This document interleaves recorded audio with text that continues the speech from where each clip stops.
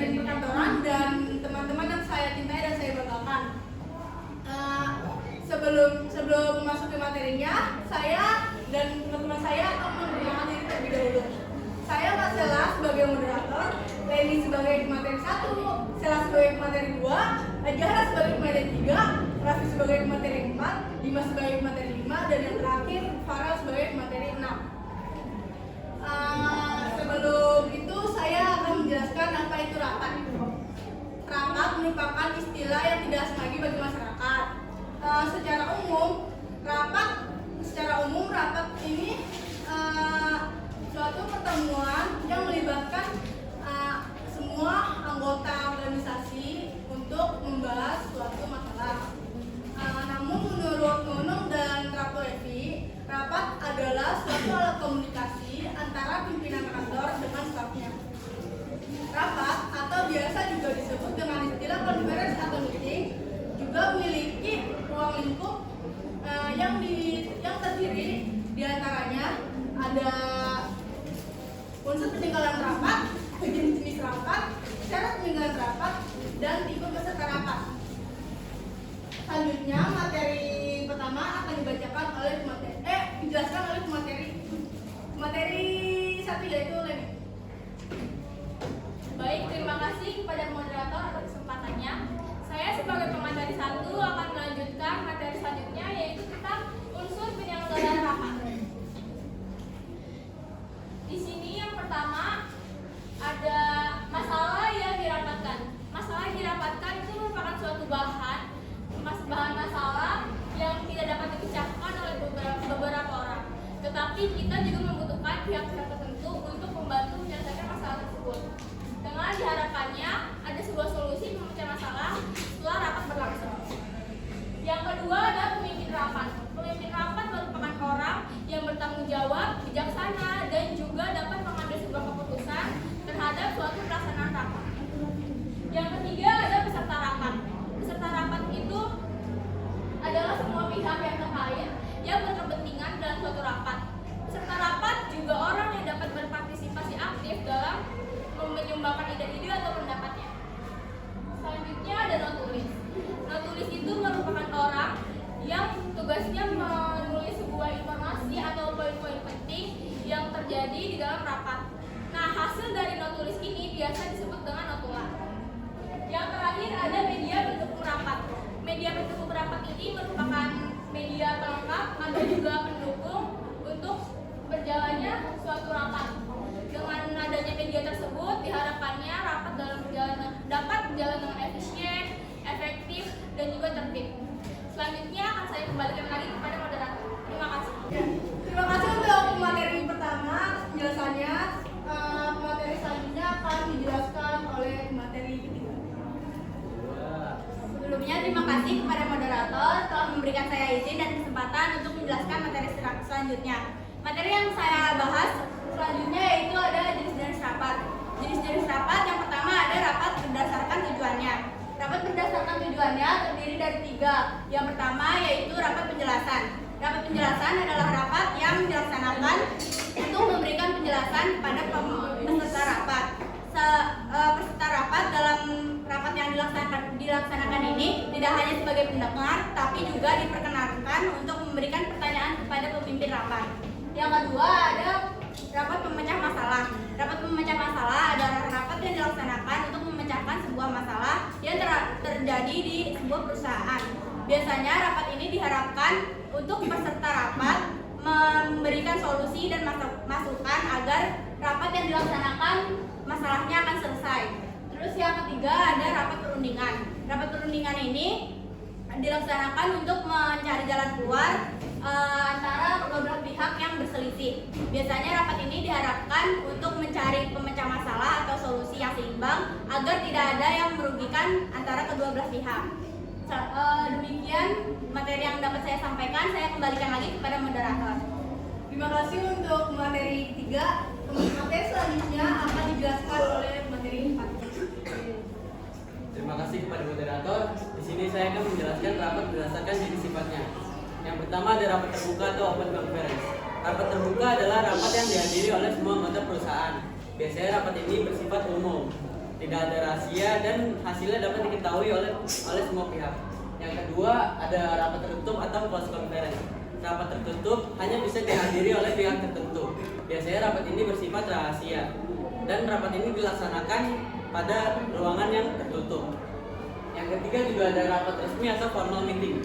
Rapat resmi adalah rapat yang dilaksanakan dengan ada suatu perencanaan terlebih dahulu. Biasanya rapat ini dilakukan untuk mengikuti aturannya. Yang keempat juga ada rapat tidak resmi atau informal meeting. Rapat tidak resmi adalah rapat yang dilaksanakan tanpa ada suatu perencanaan terlebih dahulu. Biasanya rapat ini bersifat dadakan dan rapat ini juga bisa dilakukan di mana saja dan kapan saja. Terima kasih buat moderator, dikembalikan. Terima kasih atas penjelasannya materi keempat. Materi selanjutnya akan dijelaskan oleh materi ketiga kembali. Terima kasih kepada moderator. Di sini saya akan menjelaskan jenis rapat berdasarkan jangka waktunya. Jenis rapat berdasarkan jangka waktunya, yang pertama ada rapat mingguan. Rapat mingguan adalah rapat yang dilaksanakan setiap 1 kali dalam seminggu.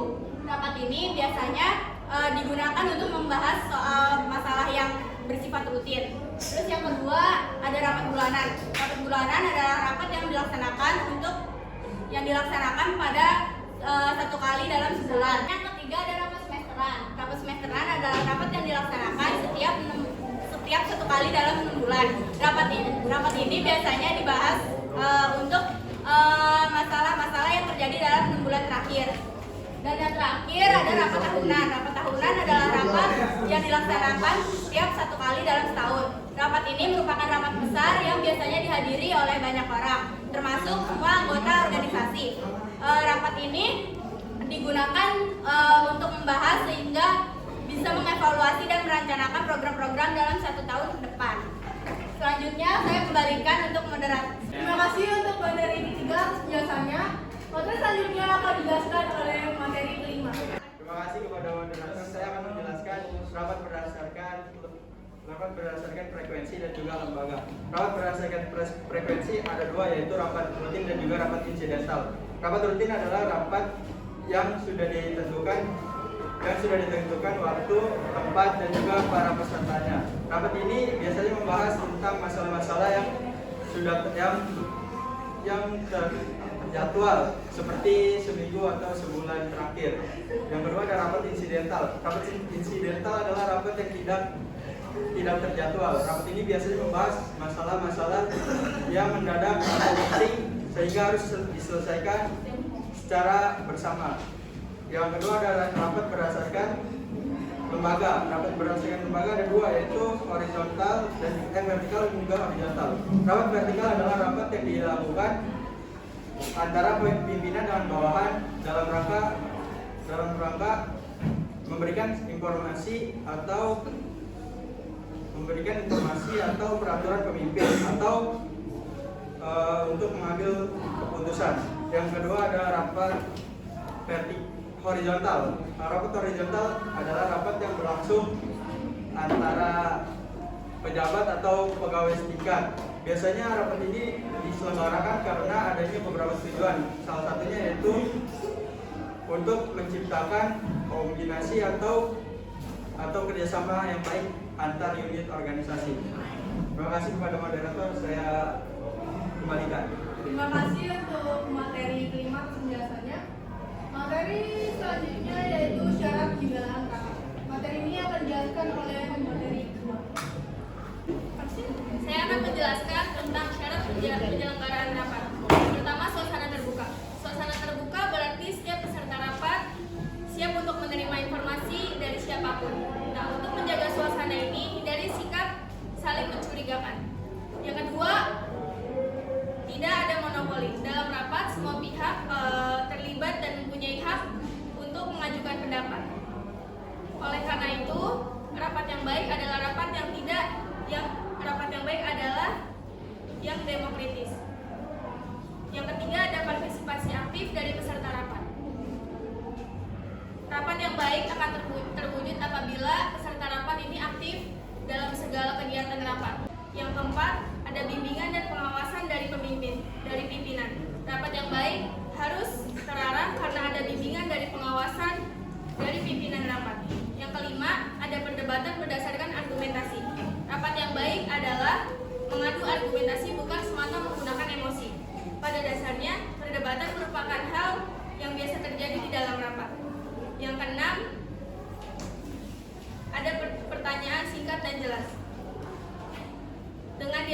pertanyaan yang singkat dan jelas, atau menuju pada saran dan tidak bertele-tele. Tujuannya agar mudah dimengerti oleh seluruh peserta rapat. Yang ketujuh ada disiplin waktu. Rapat yang baik adalah rapat yang tidak mengulur waktu, yaitu rapat yang disiplin. Yang delapan, selalu ada kesimpulan. Di akhir rapat, kita bisa membuat kesimpulan secara bersama atau keputusan bersama supaya rapat itu menghasilkan sesuatu yang baik. Kurang lebihnya mohon maaf, saya kembalikan kepada moderator. Terima kasih untuk materi kedua penjelasannya. Materi selanjutnya yaitu tipe peserta rapat. Materi ini akan dijelaskan oleh materi kedua. Terima kasih kepada moderator. Saya akan menjelaskan tipe peserta rapat. Yaitu pertama tipe peserta satu. Tipe peserta satu yaitu peserta rapat yang senang mengusahakan persatuan, terlebih saat terjadi perdebatan antara peserta rapat. Kedua ada tipe perantara. Dia tipe peserta rapat yang menjelaskan informasi yang bantu menjelaskan informasi kepada peserta rapat yang kurang jelas informasinya. Yang ketiga ada tipe pendengar, yaitu tipe yang tidak menyumbangkan ide atau pendapat dan hanya mendengar suatu informasi saja. Yang keempat adalah tipe pemberi semangat, yaitu tipe peserta yang senang memberikan semangat kepada peserta lain untuk rapat yang berlangsung. Yang kelima ada tipe inisiatif, yaitu peserta yang senang melakukan inisiatif diperkasai dimulainya pembahasan dalam rapat. Yang keenam, pembagi informasi, yaitu peserta yang memiliki banyak pengetahuan atau informasi sehingga senang membagikan pengetahuannya. Yang ketujuh ada tipe penyerang, yaitu tipe peserta yang memulai perdebatan dalam rapat dengan menyerang pendapat yang diajukan peserta lain. Terima kasih. Terima kasih atas penjelasannya materi ke-6. Itu sekian dari materi pada siang hari ini. Sebelum kami menutupi pembahasannya, kami mengadakan sesi tanya jawab. Yang ingin bertanya silakan angkat tangan. Saya ingin bertanya, saya Oktavia Ramadhani dari kelompok 5. Apa saja yang dibahas dalam rapat di suatu perusahaan? Saya akan menjawab pertanyaan dari Oktavia. Menurut saya bahan apa biasa yang dibahas itu kayak omset, terus juga kenaikan beneran harga di suatu perusahaan, terus juga biasanya closingan produk, terus juga kerjasama antar perusahaan kan biasanya juga pasti harus rapat dulu. Ya, itulah jawaban dari saya. Terima kasih. Sudah, terima kasih jawabannya. Selanjutnya siapa yang mau nanya lagi? dong. Ini dong. Sebutkan media pendukung rapat. Saya akan menjawab beberapa media yang mendukung suatu rapat, yaitu ada